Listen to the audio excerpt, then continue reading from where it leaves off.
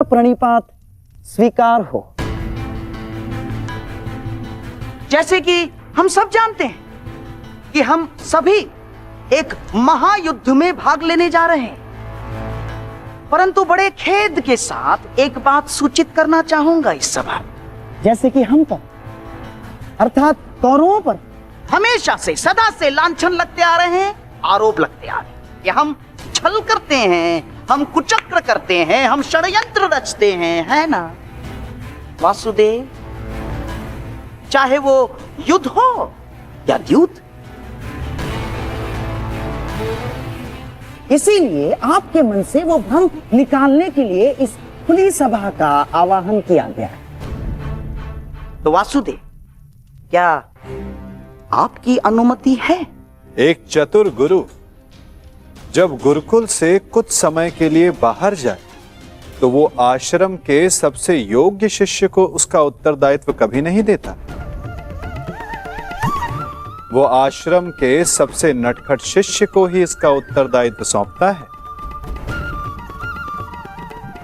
क्योंकि जब बिलाव को माखन की रखवाली के लिए स्वयं बिठा दिया जाए तो किसका साहस कि वो माखन चुरा सके। अर्थात आपको भी अनुमति अवश्य है गांधार राज।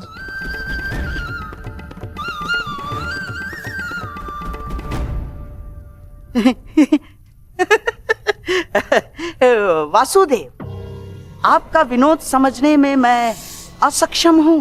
मेरे कहने का आशय मात्र केवल इतना है गांधार राज कि मैं आपके वचनों से सहमत हूं। यद्यपि युद्ध सीमा बढ़ाने या सीमा पर अतिक्रमण रोकने के लिए होता है, तो युद्ध के नियम और सीमा निश्चित कर लेना आवश्यक है। क्योंकि यही नियम, यही सीमाएं इस युद्ध को धर्म युद्ध बनाएगी। तो ये बात आप सरल मार्ग से भी बता सकते थे वासुदेव। यदि आपका भाषण समाप्त हो गया तो हम युद्ध के नियमों पर चर्चा करें। वैसे भी हमारे और आपके पक्ष की सेना के अंतर को देखते हुए यह युद्ध केवल औपचारिकता मात्र रह गया है।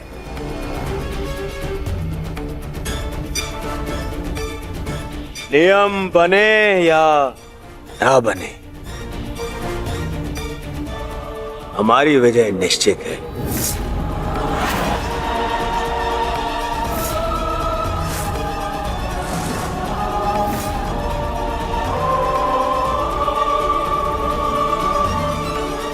नियम बने या ना बने, हमारी विजय निश्चित है। इस आत्मविश्वास का कोई एक कारण तो बताओ।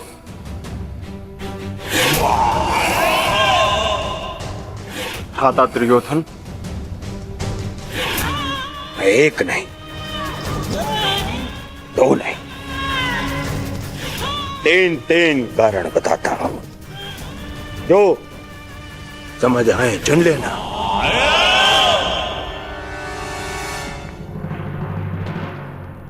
पहला कारण, पितामह भीष्म जिन्हें इच्छा मृत्यु का वरदान है।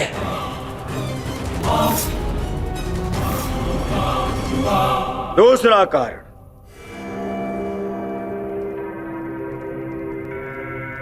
आचार्य द्रोण जिन्होंने तुम पांडवों को शस्त्र संधान की शिक्षा दी।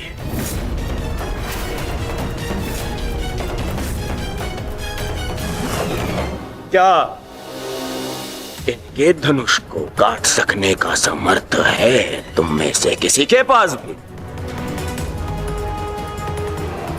इनका समर्थन भी मेरे पास में।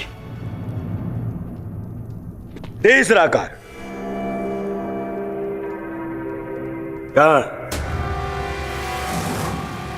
ब्रह्मास्त्र, ब्रह्मांडास्त्र और ब्रह्मशिरास्त्र जैसे अस्त्रों से सज्जित है मेरा मित्र कर्ण, जिसका बाण तुम्हें विजय प्राप्त करने नहीं देगा और जिसका कवच मुझे पराजित नहीं होने देगा।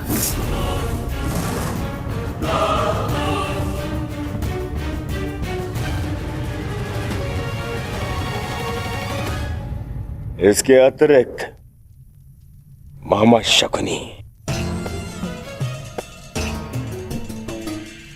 जिनकी कूटनीति का तोड़ तुम में से किसी के पास नहीं है, हाँ? मोहम्मद शरीफ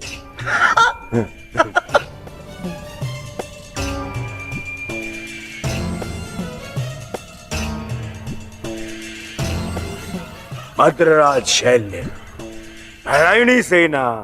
अब अरे ये तो 3 से अधिक कारण हो गए, है ना अर्जुन? जिसके पास इतने सारे कारण हो उसे कौन पराजित कर सकता है?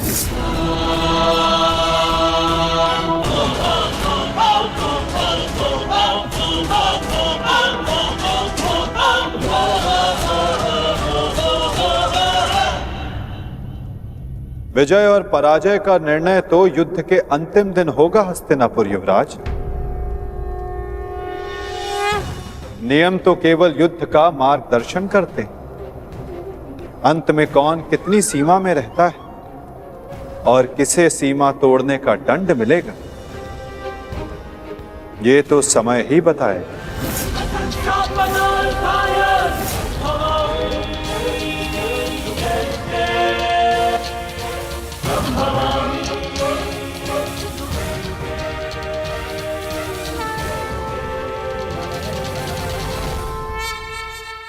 विजय का निर्णय तो युद्ध के अंतिम दिन होगा हस्तिनापुर युवराज। नियम तो केवल युद्ध का मार्गदर्शन करते हैं। अंत में कौन कितनी सीमा में रहता है और किसे सीमा तोड़ने का दंड मिलेगा, ये तो समय ही बताएगा। उचित है वासुद, परंतु मैंने जो कारण गिनवाए, क्या उसका उत्तर किसी के पास है? अर्जुन, भीम, युधिष्ठिर, किसी के पास उत्तर नहीं है। उत्तर मेरे पास है दुर्योधन।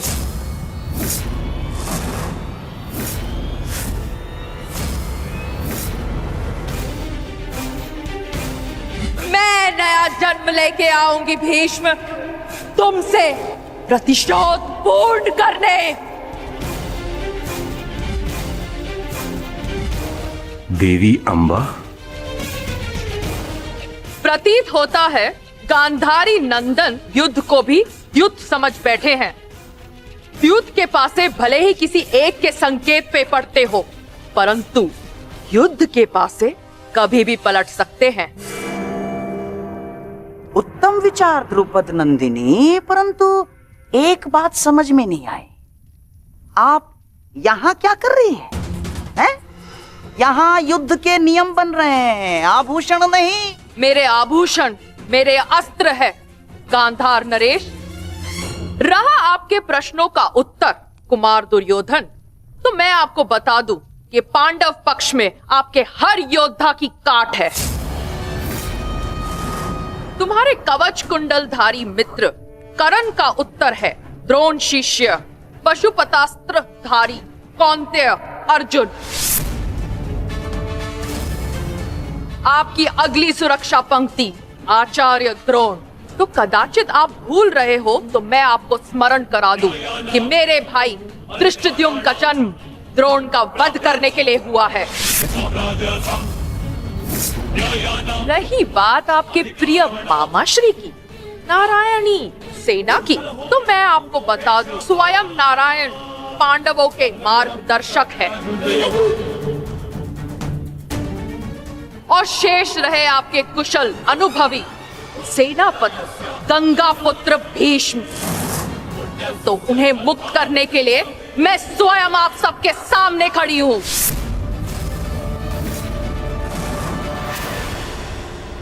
महाबली भीष्म को संसार भीषण से भीषण अपनी प्रतिज्ञा से जानते हैं, तो उन्हें यह प्रतिज्ञा भी निभानी होगी कि वो मेरे सामने शस्त्र नहीं उठाएंगे। तो कौरव दल, स्वागत कीजिए पांडव पक्ष के सेनापति वीरांगना शिखंडिनी का। अद्भुत पांचाल कुमारी, अद्भुत। परंतु यह समय युद्ध की ललकार देने का नहीं है। यहां हम युद्ध के नियम निर्धारित करने के लिए बैठे हुए हैं, इसीलिए आप अपना स्थान ग्रहण करें। तो अब बिना किसी विलंब के युद्ध के नियम निर्धारित करने के लिए चर्चा की जाए। जैसे कि कुरुकुल की रीति रही है कि सदैव सबको समान अवसर दिया जाए, इसीलिए युद्ध के नियम निर्धारित करने के लिए भी हम कौरवों की तरफ से सभी उपस्थित महायोद्धाओं को नियमों का सुझाव देने का समान अवसर दिया जाएगा।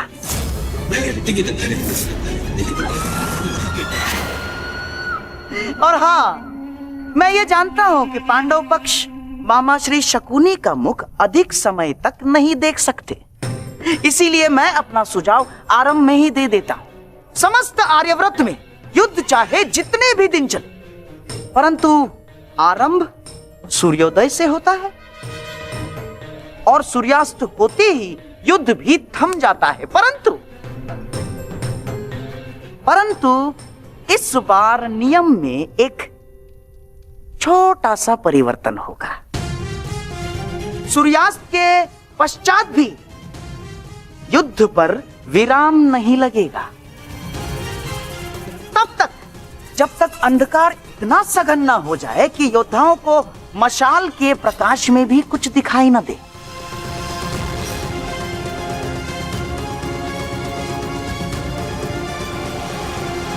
स्वीकार है, परंतु स्मरण रहे मामाश्री, यह नियम सब पर प्रभावी होगा। जब तक अंधकार में मैं देखने में असक्षम ना हो जाऊं, मैं प्रहार करता रहूंगा। और स्मरण तो आपको है ही कि अंधकार में भी अर्जुन अपने लक्ष्य से कभी नहीं चूकता। मेरा भी एक सुझाव है। युद्ध में घायल या लड़ने में असमर्थ या निरस्त्र हुए योद्धा पर विपक्षी प्रहार नहीं करेगा। अति उत्तम मित्र, हमें स्वीकार। अद्भुत अंगराज, आपका न्याय दर्शन तो सराहनीय है। हमें आपका यह नियम स्वीकार है। समान पद वाले योद्धा समान पद के योद्धाओं से द्वंद्व करेंगे। रथी रथी से द्वंद्व करेंगे, महारथी महारथी से द्वंद्व करेंगे, अश्वरोही से अश्वरोही द्वंद्व करेंगे और गजरोही से गजरोही द्वंद्व करेंगे। एक योद्धा केवल एक योद्धा से युद्ध करेगा। गुट बनाकर कोई भी किसी एक पर आक्रमण नहीं करेगा, किसी के पीठ पीछे कोई प्रहार नहीं करेगा।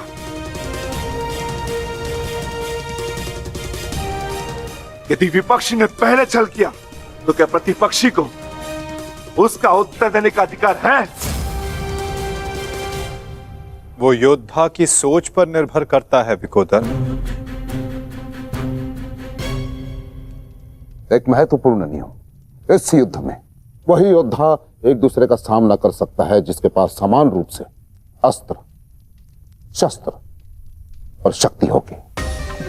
दुर्बल पर प्रहार करना निषेध होगा। और इस युद्ध में गदाधारी गदा युद्ध के नियम से और धनुर्धर धनुर्शस्त्र के युद्ध से युद्ध करें। और सबसे महत्वपूर्ण नियम, इस युद्ध में किसी भी प्रकार का छल, कुचक्र या षड्यंत्र नहीं होगा। स्मरण रहे। हमें स्वीकार है।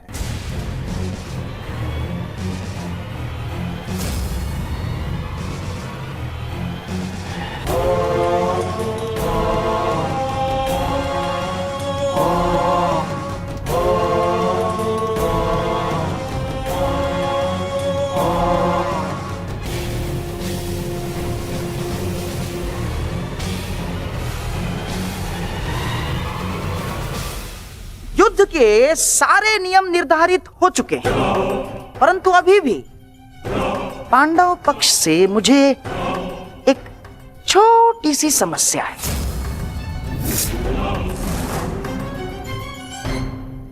युद्ध के सारे नियम निर्धारित हो चुके हैं, परंतु अभी भी पांडव पक्ष से मुझे एक छोटी सी समस्या है। कैसी समस्या गंधार राज? धर्मराज ना, अर्थात ये युद्ध समान पद, बल, शक्ति और हम पुरुषों के मध्य हो रहा है, तो आपके दल में एक स्त्री क्या कर रही है?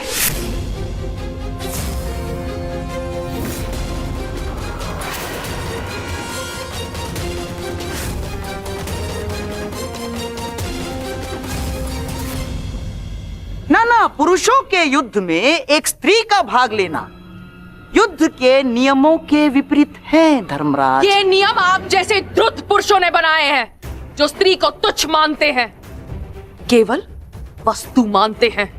शिव शिव शिव शिव शिव शिव शिव शिव, ये क्या कह रही हैं आप? ये नियम तो स्वयं महादेव ने बनाए हैं। महादेव, आपको स्मरण है ना, जब देवी पार्वती ने असुरों का नाश करने के लिए माता काली का रूप धारण किया था, तो स्वयं महादेव ने भी उन्हें रोकने के लिए अपने बल का प्रयोग नहीं किया ना, अपितु वो स्वयं माता काली के समक्ष नतमस्तक हो गए। जब स्वयं ईश्वर इस नियम का पालन कर सकते हैं, तो हम तो केवल साधारण मनुष्य हैं। कोई भी पुरुष योद्धा एक स्त्री पर आक्रमण नहीं करेगा, यही युद्ध के आधारभूत नियमों में से एक है। और यदि ऐसे में यानी एक स्त्री को पांडव दल का सेनापति पद दिया जाता है, तो कौरव, बेचारे कौरव तो बिना युद्ध लड़े ही हार जाएंगे। क्या ये अधर्म नहीं है? बताइए। अपने सेनापति के प्राण बचाने के लिए और कोई मार्ग नहीं सूझा आप लोगों को?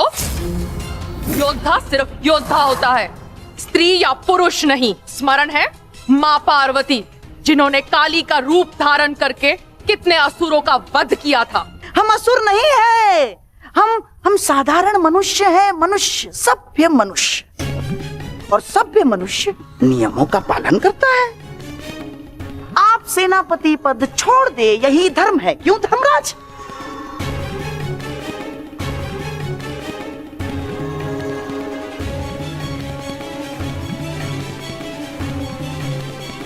हाँ, तो सबके समक्ष युद्ध के सभी नियम निर्धारित हो चुके हैं। हाँ, परंतु अभी भी किसी के मन में शंका कुशंका हो, तो यहां अपने विचार प्रकट कर सकते हैं।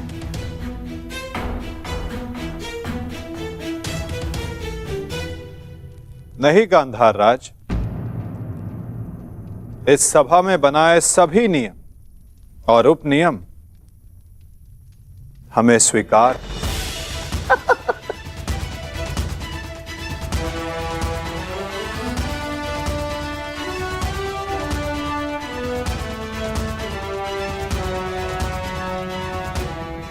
प्रणिपात। प्रणिपात।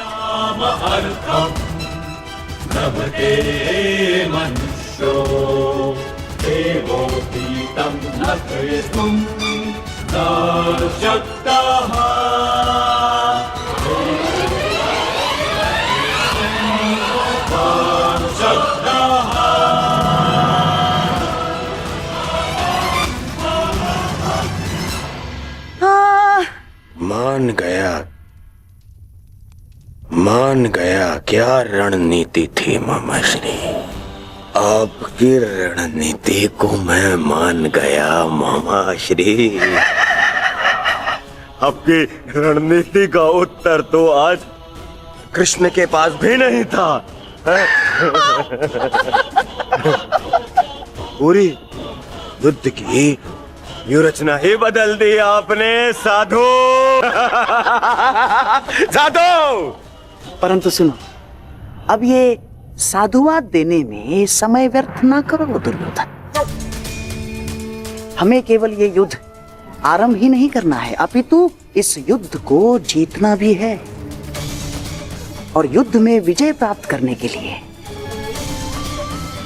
अनुकूल परिस्थितियां बनानी पड़ती हैं।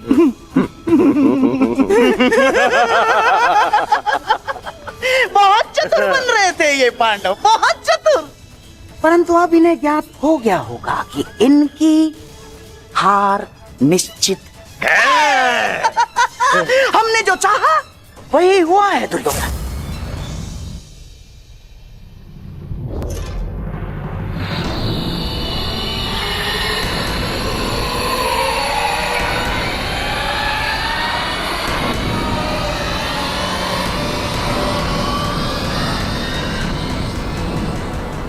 आदि ना अपनी कायरता गंगा पुत्र। फिर से मौन रहकर तुमने अपने इच्छा मृत्यु के वरदान को लंबा कर दिया।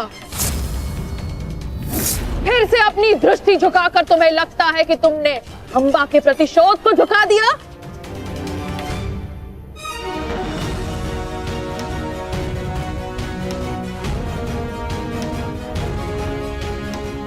आज सिद्ध कर दिया तुमने कि जब अपने प्राणों का प्रश्न आएगा तो गंगा का बेटा भी अधर्म का मार्ग चुन सकता है। ये आशा तो मां गंगा को भी आपसे ना होगी। ना मैंने नियम बनाए हैं, ना मैं कायर हूं और ना ही अधर्म के मार्ग पर। मैंने तुम्हें वचन दिया था अंबा देवी कि जिस समय मेरे जीवन का कोई उद्देश्य शेष नहीं रहेगा, मैं तुम्हें वो शक्ति प्रदान करूंगा कि तुम मेरे इस जीवन का अंत कर सको। अब वो समय आ गया है। तुम्हें कदाचित विश्वास न हो, परंतु मुझे आशा है कि कुरुक्षेत्र में तुम मुझे मेरे भार से मुक्ति दिला दो। वरदान से मुक्ति जो मेरे लिए श्राप बन गया है, उस मौन से मुक्ति जो पाप बन गया है भीष्म। मेरे अंदर कोई आशाएं शेष नहीं। यदि शेष है तो केवल इस युद्ध का शाप। आपको इतना व्यथित देखकर बड़ी शांति मिली गंगा पुत्र। दाचित, आपको अब अनुभव हो गया है कि कैसा प्रतीत होता है जब मनुष्य के जीवन में कोई आशा, कोई उत्साह ना रहे। स्मरण है भीष्म, यही मेरे जीवन के साथ किया आपने। एक वचन के लिए मेरा पूरा जीवन भस्म कर दिया। परंतु एक बात स्मरण रखना, इतनी सरलता से मैं अपने शत्रु को मुक्त नहीं होने दूंगी। मेरी प्रतीक्षा करोगे तुम गंगा पुत्र कि मैं कब तुम्हें मुक्त करूं। हर पल एक जन्म के समान होगा और प्रतीक्षा का आरंभ होता है अब।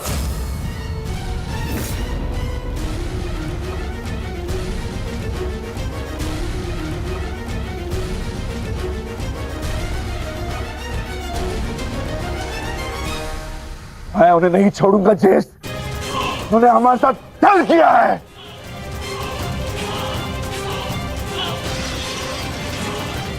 राजा भीम, शांत हो जाइए। ठहरो भीम, ये मेरा आदेश है।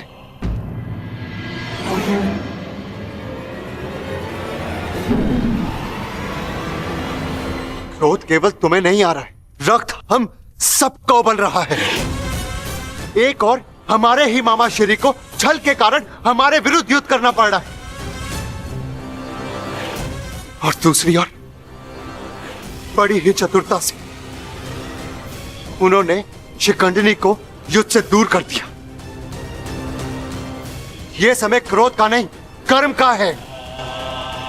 इस समय कौरव सेना के पास 11 अक्षनी सेना है। और हमारे पास केवल 7। इस समय हमें हमारी शक्ति को एकत्रित करना होगा।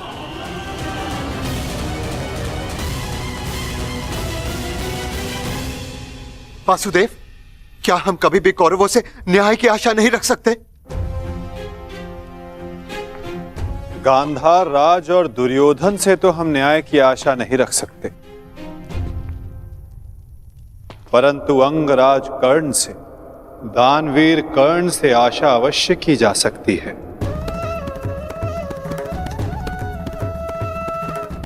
कि वो युद्ध में न्याय का पालन करेंगे, अपने वचन दान का मान रखेंगे। हम सब ने देखा कि अंगराज ने कौरवों के पक्ष में होते हुए युद्ध के लिए कैसे न्याय संगत नियम बनाए। परंतु वासुदेव, वो दुर्योधन के विरुद्ध कभी नहीं जाएगा और उस दुर्योधन से मुझे न्याय की कोई आशा नहीं। कायरों की भांति हमारी सैन्य शक्ति को छिन्न भिन्न करने लगा है। ज्येष्ठ, बहुत हो गई सभा, बहुत बन कर नियम, अब बस। अब समय आ गया है उस दुर्योधन को उचित उत्तर देने का। ठहरो भीम।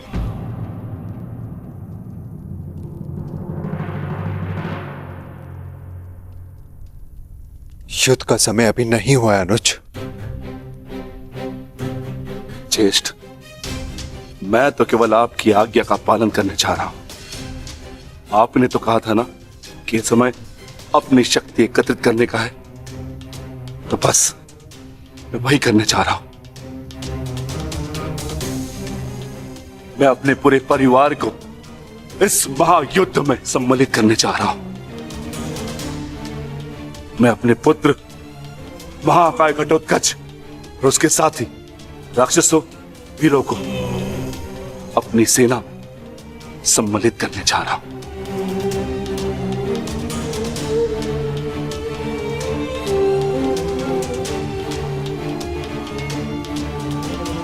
तुम उचित कह रहे हो अनुज।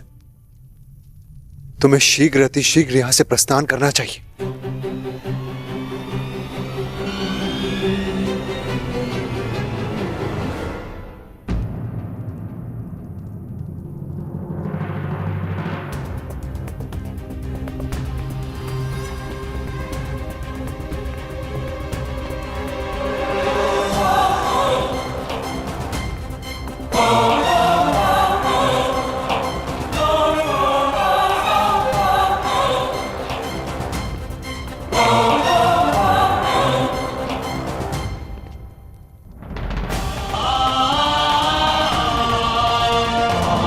मुझे आज्ञा दीजिए ज्येष्ठ, मैं प्रस्थान कर रहा हूं।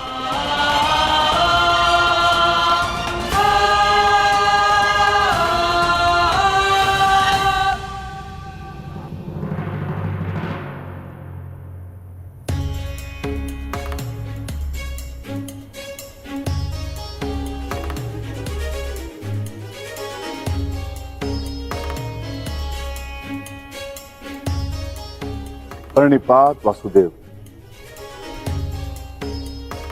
मैं अपने पुत्र को लेने जा रहा हूं, आशीष दीजिए।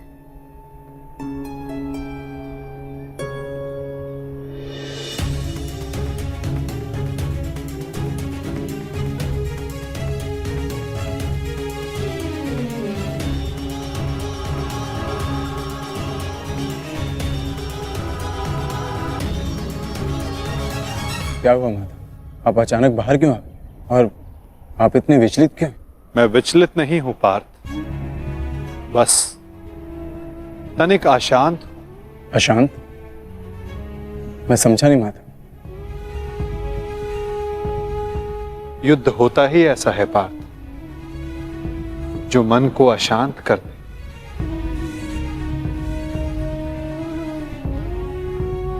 समय एक बहती धारा के समान होता है पार्थ। धारा का स्वर हमारे मन को आनंदित करता है, परंतु ये आवश्यक नहीं कि उस धारा का स्वर सदैव हमारे मन को आनंदित ही करे, उसे विचलित ना करे। फिर ये विचलन क्यों माता?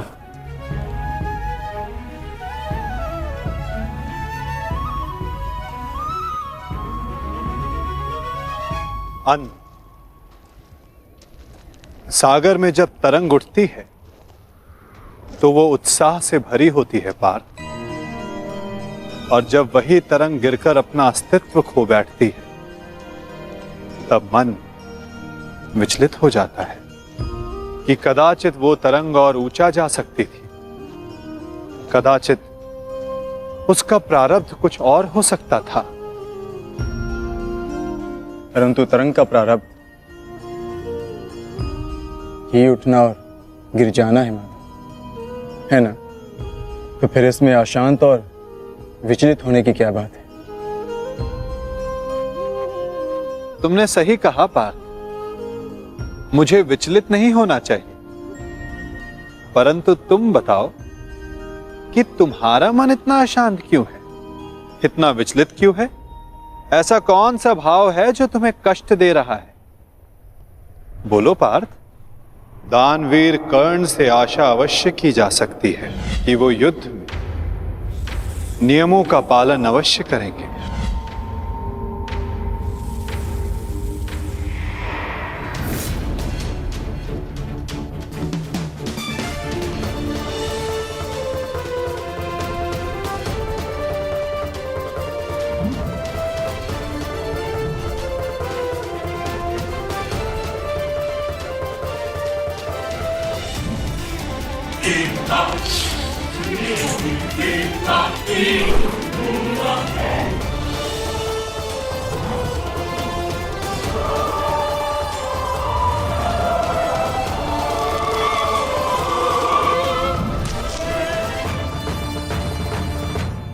वाह, कितना अद्भुत धनुधर है ये।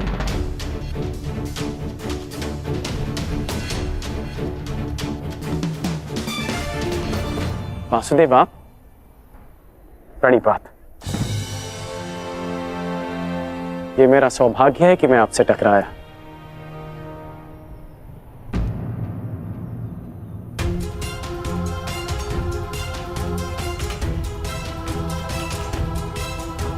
सौभाग्य और दुर्भाग्य के लिए धन्यवाद और तानों का पात्र समय होता है अंगराज,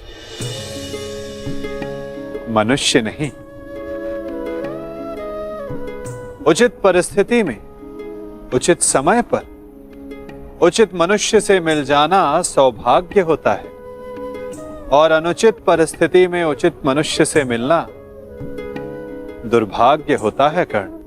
आपका टकराना तो उचित ही होता है वासुदेव, इसलिए यह सौभाग्य होता है। आज्ञा दीजिए। प्रणिपात।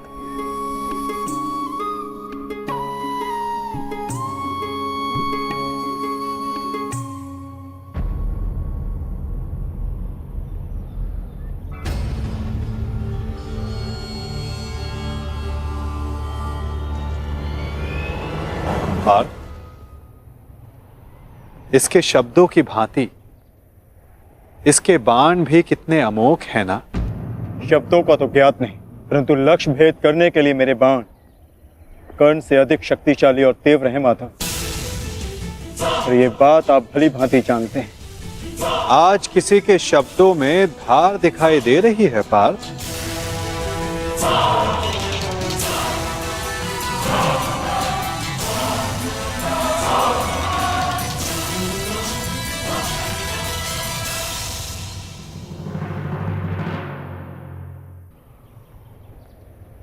इसके शब्दों की भांति इसके बाण भी कितने अमोघ हैं ना। शब्दों का तो ज्ञात नहीं, परंतु लक्ष्य भेद करने के लिए मेरे बाण कर्ण से अधिक शक्तिशाली और तीव्र हैं माता, और ये बात आप भली भांति जानते हैं। आज किसी के शब्दों में धार दिखाई दे रही है पार्थ।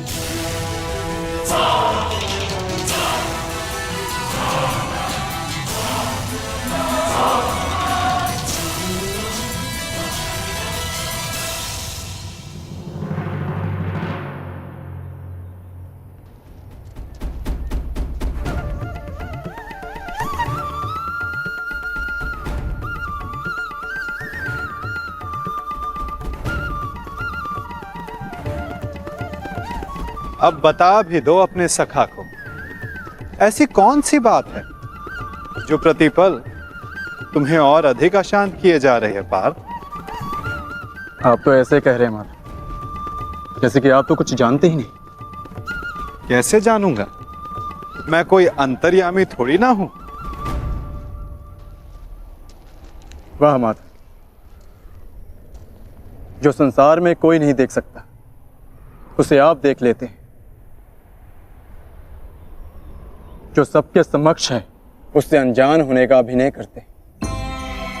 आप भली भांति जानते हैं इस बात को कि मैं इतना व्यग्र क्यों हूं, क्यों आपके विचारों पर, आपके समय पर उसका अधिकार है।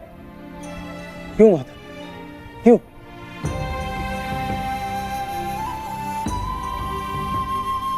प्रशंसा उसकी की जाती है पार्थ जो प्रशंसा के योग्य होता है। महत्व उसे दिया जाता है जो महान होता है, और समय उसे दिया जाता है जो स्वयं समय को परिवर्तित करने की शक्ति रखता हो। और मैं क्या, कर्ण की कुशलता और लगन को देखकर उस पर कोई भी मोहित हो सकता है। ऐसा कोई नहीं जो कर्ण की कुशलता को अनदेखा कर सके, केवल उनके जो उसके प्रति ईर्ष्या रखते। बस माता, रुक जाइए।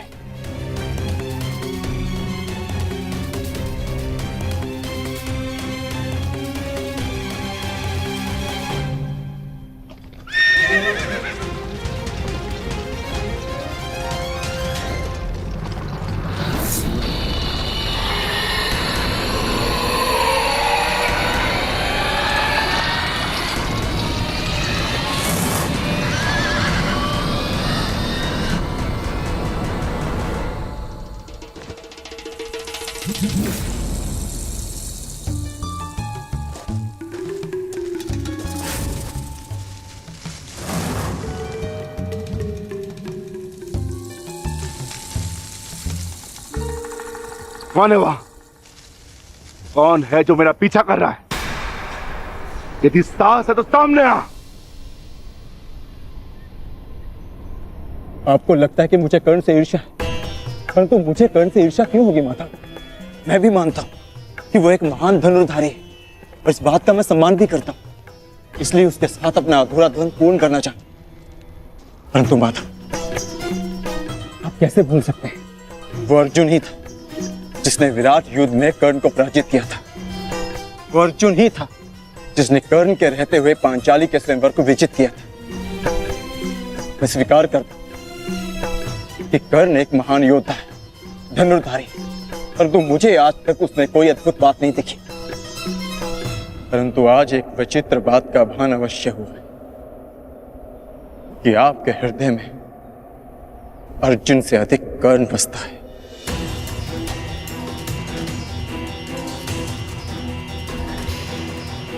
पार्थ, विराट युद्धगाह में तुमने नहीं, सूर्यास्त ने उसे परास्त किया था।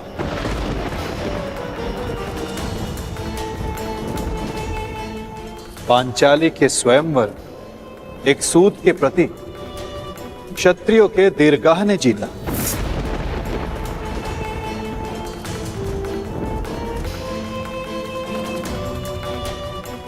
और रही बात मेरे मन में सम्मान की, तो पार्थ, मेरे मन में, मेरे हृदय में जितना सम्मान तुम्हारा है, उतना ही सम्मान अंगराज कर्ण का है। पार्थ,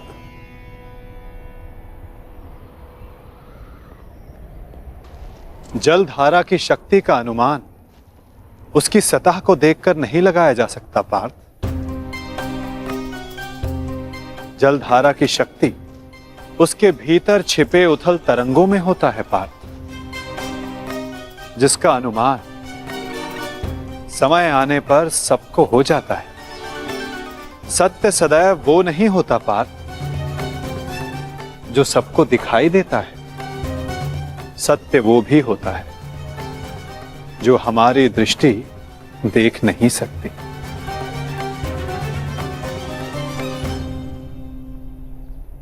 और बहुत शीघ्र तुम्हें उसका अनुमान भी हो जाएगा।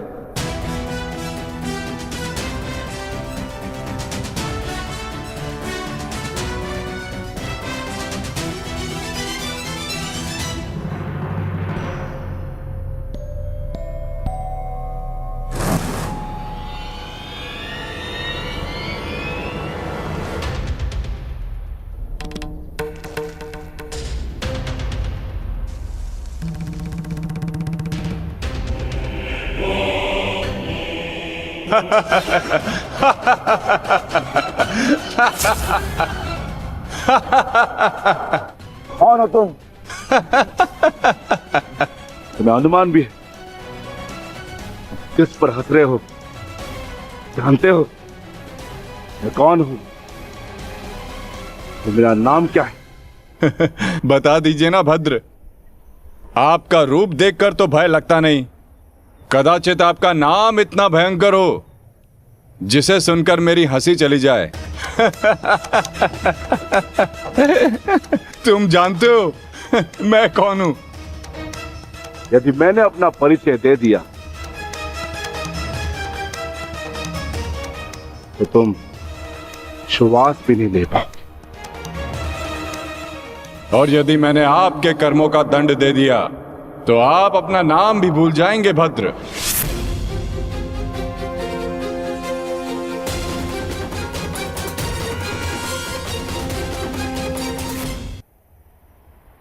और यदि मैंने आपके कर्मों का दंड दे दिया तो आप अपना नाम भी भूल जाएंगे भद्र। जिस भांति आप पौधों और वनस्पति को अपने पांव तले कुचलते चले जा रहे हैं, स्पष्ट है कि निसर्ग के प्रति आपको कोई सम्मान नहीं है। वन से ऐसा व्यवहार केवल दो ही जंतु कर सकते हैं, एक जो मूर्ख हो और दूसरा कोई वानर हो। इसीलिए सोच रहा हूं कि आप कोई मूर्ख हैं या फिर कोई वानर। मूर्ख, तुम्हें तुम्हारी मृत्यु क्या खींचना है?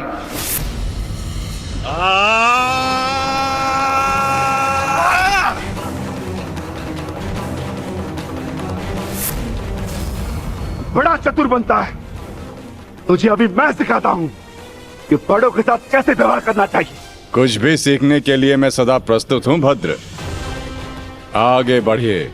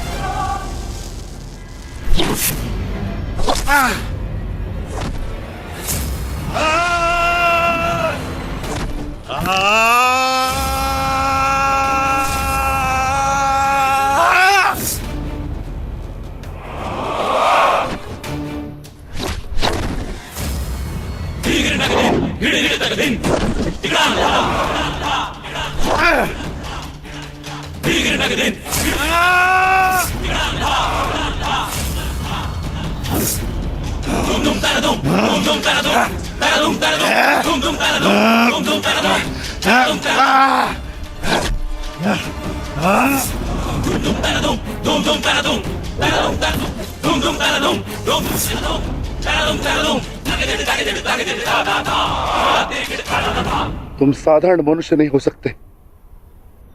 कौन हो? कौन हो तुम?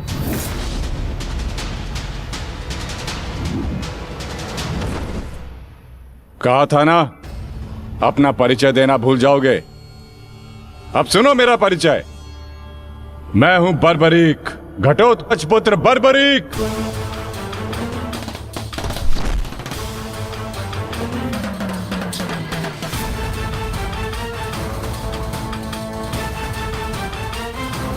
बालक, अपना परिचय देने से पूर्व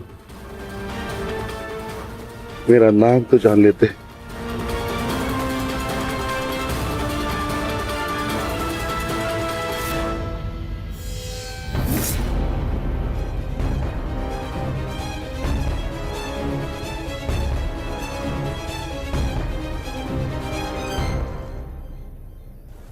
क्षमा चाहता हूं माधव, परंतु एक बात जानना चाहता हूं, ऐसा क्या है उस कर्ण में जो वो कर सकता है और वही सब उससे अधिक कुशलता से मैं कर सकता हूं? अवश्य पार्थ, अवश्य तुम कर सकते हो, परंतु कर सकने में और कर लेने में बड़ा अंतर होता है पार्थ। अर्थात?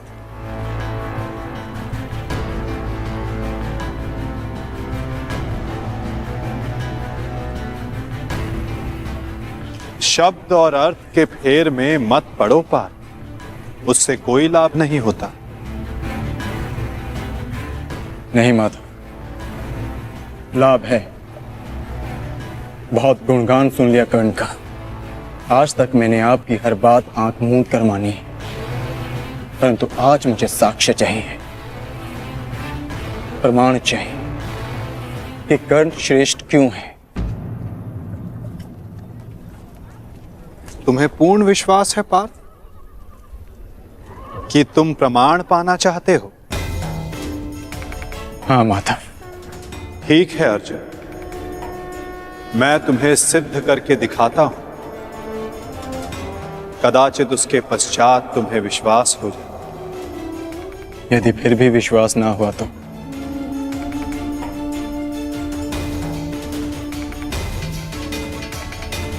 मैं वचन देता हूं पार्थ, कर्ण की प्रशंसा तो दूर, तुम्हारे समक्ष उसका नाम तक नहीं लूंगा।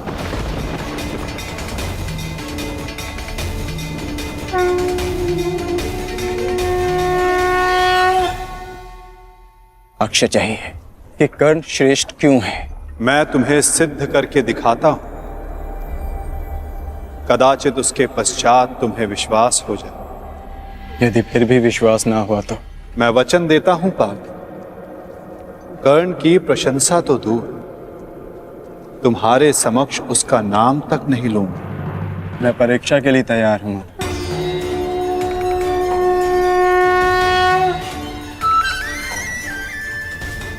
उन दो पर्वतों को देख सकते हो पार्थ?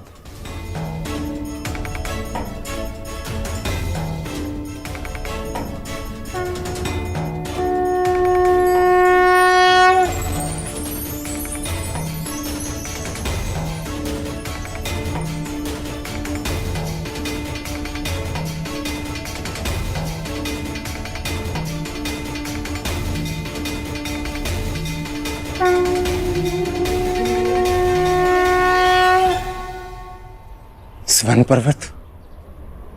हाँ पार्थ, अब ये दोनों पर्वत स्वर्ण में परिवर्तित हो चुके हैं। अति सुंदर।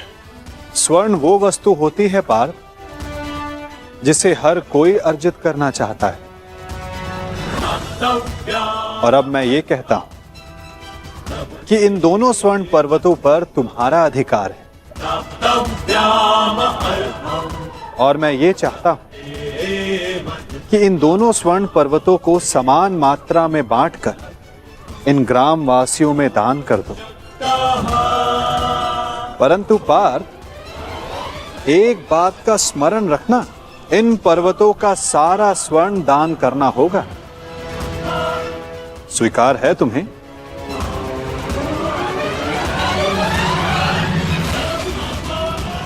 मुझे स्वीकार।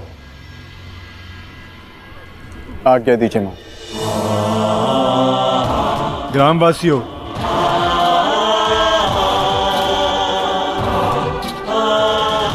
मैं पांडु पुत्र अर्जुन ये घोषणा करता हूं ये दोनों स्वर्ण मेरु समान मात्रा में विभाजित करके आप सबको दान में दिए जाएंगे।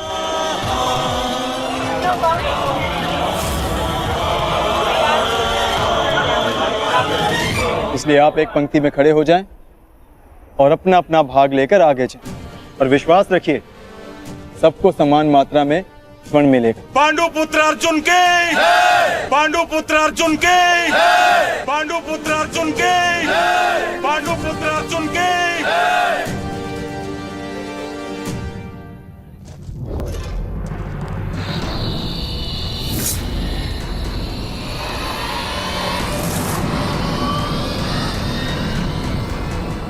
ये क्या है पुत्र? अब कौन सी समस्या उठा लाए अपने कंधे पर?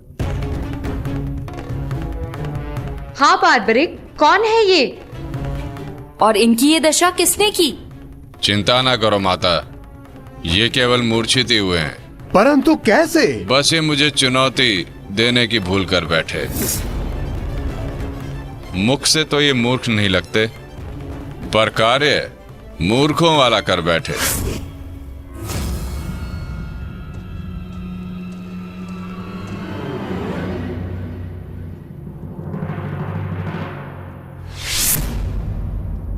पिताश्री, पिताश्री, पिताश्री, पिताश्री, पिताश्री, मारवी पानी लेके आओ। क्या हुआ पिताश्री? क्या हुआ? ये क्या अनर्थ कर डाला तुमने? तुम्हें पता भी है ये कौन है? ये पिताश्री है मेरे, तुम्हारे पितामह मध्य पांडव महाबली भीम है ये,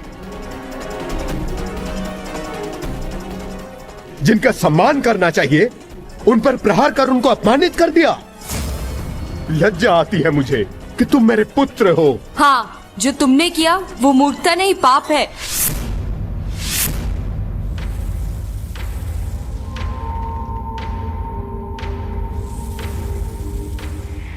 रुको,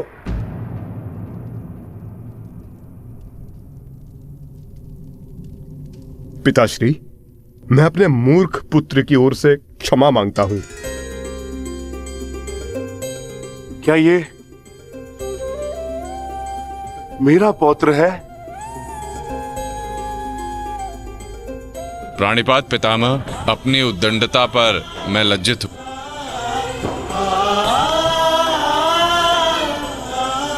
और मैं गर्वित हूं कि तुम मेरे पौत्र हो।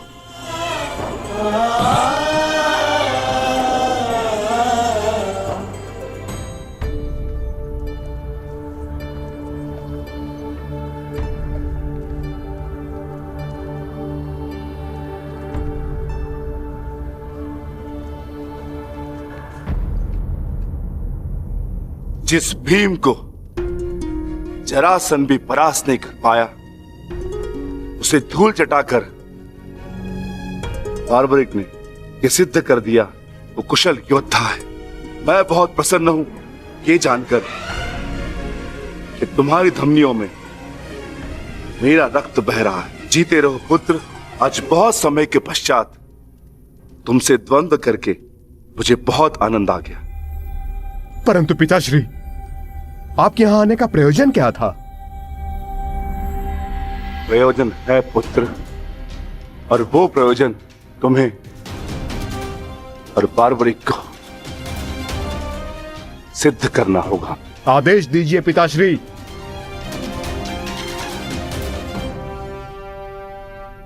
गौरवों और हमारे मध्य महायुद्ध आरंभ होने वाला है। तुम मेरे वंश के वीर हो। हमारे पक्ष को शक्तिशाली बनाने के लिए मुझे इस महायुद्ध में मेरे परिवार की आवश्यकता है। मुझे मेरे कुशल और बलवान पुत्र और पौत्र की आवश्यकता है। क्या तुम मेरा साथ दोगे? हम आपके आदेश के अनुपालन के लिए प्रस्तुत हैं पितामह। इस युद्ध में आपके लिए प्राण देना हमारे लिए गर्व की बात होगी। मेरा परिवार मेरे साथ है, तो इस महायुद्ध में हमारी विजय निश्चित है।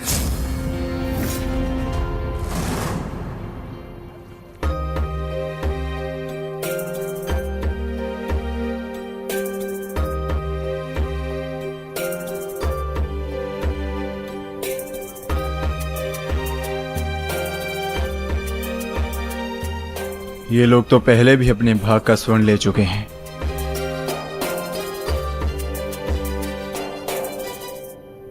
ये लीजिए माते। पुत्र, ये युद्ध संसार के इतिहास का सबसे भीषण युद्ध है। क्या तुम्हें भय नहीं लग रहा? माते, क्या आपको अपने पुत्र पर विश्वास नहीं है? मैं एक योद्धा हूँ और मेरा जन्म एक दैत्य परिवार में हुआ है। युद्ध से भयभीत होना न एक योद्धा का धर्म है और न ही दैत्य का गुण। आपके पुत्र का कौशल युद्ध में निसंदेह महत्वपूर्ण साबित होगा। मैं नहीं जानता कि कौन उचित है और कौन अनुचित, कौन दोषी और कौन पीड़ित। मैं युद्ध लड़ूंगा तो केवल न्याय के लिए। अपने रण कौशल, प्रतिभा और साहस से सबको आश्चर्यचकित कर देगा आपका पुत्र। मुझे तुम पर गर्व है पुत्र। मैंने स्वयं को वचन दिया है माते कि युद्ध में मैं निर्बल पक्ष की ओर से ही लड़ूंगा। चले पुत्र। अवश्य पिताश्री।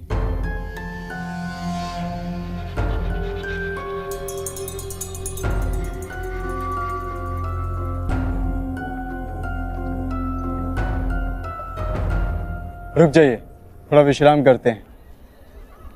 कुछ समय पश्चात पुनः प्रारंभ करें।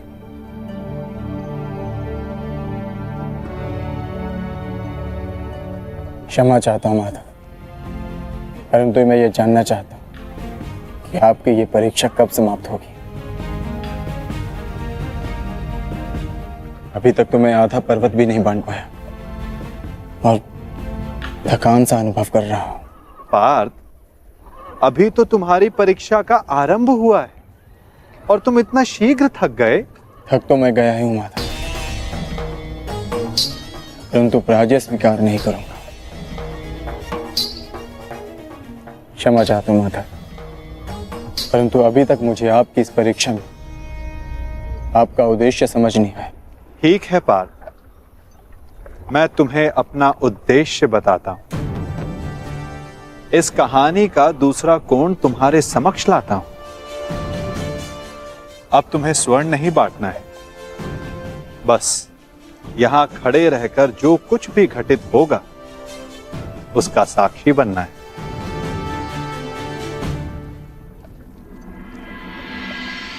दिव्य दृष्टि से, बाण शक्ति से जीते ये सारा रण। शांत चित्त धरे, आत्मबल भरे, जीते हर बाधा गण। सूर्य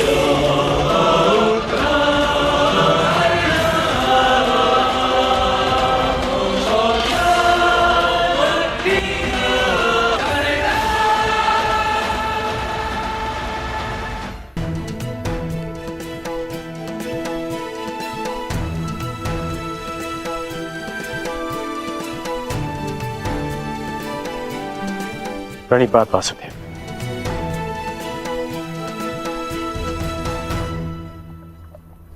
आदेश कीजिए कि कैसे आपने मुझे स्मरण किया। मित्र, एक महत्वपूर्ण कार्य के लिए तुम्हारी सहायता चाहिए मुझे।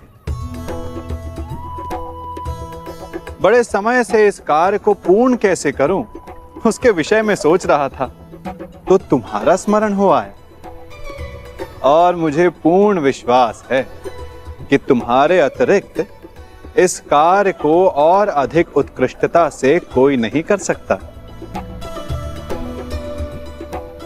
ये मेरा सौभाग्य है कि आपने मुझे अपना मंतव्य पूर्ण करने के लिए योग्य समझा। वो तो स्वर्ण पर्वत देख सकते हो मित्र,